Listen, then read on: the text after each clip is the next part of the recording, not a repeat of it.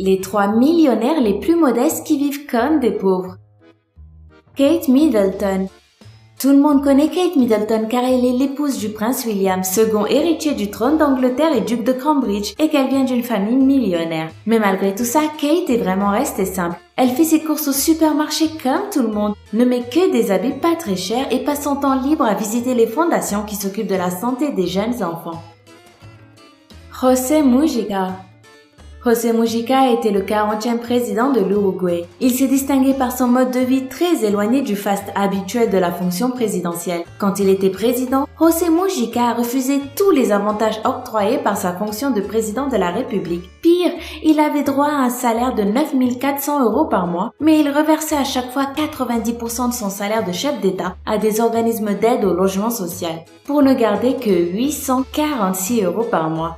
José Mujica était président de la République, mais il vivait dans une maison modeste et se déplaçait avec une voiture tout aussi modeste. José Mujica a même délaissé le palais présidentiel qui valait 2 500 000 $ pour vivre dans une ferme avec sa femme en dehors de la capitale. Un président vraiment atypique qui a même fait de son pays le premier pays de la planète à avoir légalisé la production, la consommation et la vente du cannabis.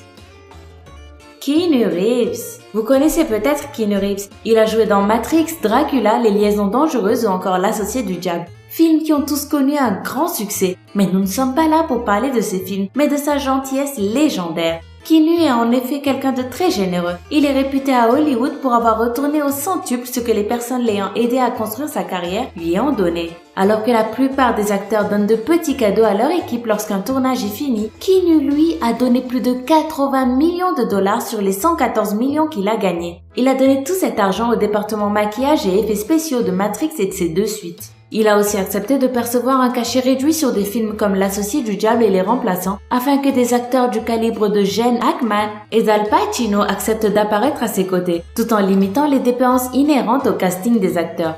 Passons à sa vie personnelle. Keanu Reeves vit dans un petit appartement, pas comme les autres stars d'Hollywood qui possèdent tous des palaces. En plus, il a été filmé plein de fois dans le métro. Imagine cette scène. Tu prends le métro comme tous les jours tranquille et soudain tu te rends compte que le mec qui est assis juste à côté de toi a joué dans Matrix. Waouh! Il doit aussi passer un moment dans la rue afin de ressentir ce que les SDF vivent. Il met des habits simples, marche sans garde du corps et à son anniversaire, Keanu Reeves a acheté un gâteau qu'il a partagé par la suite avec ses fans dans un endroit en public. Et pourtant, la vie de Keanu Reeves n'a jamais été facile. Son père a été condamné pour trafic de drogue quand il avait 12 ans et sa maman a dû travailler comme stripteaseuse pour assurer les besoins de la famille. En 1998, Keanu a rencontré une femme dont il est tombé fou amoureux. Un an plus tard, cette femme est tombée enceinte de leur premier enfant. Mais après 8 mois de grossesse, le destin a rattrapé Keanu et cet enfant est mort-né.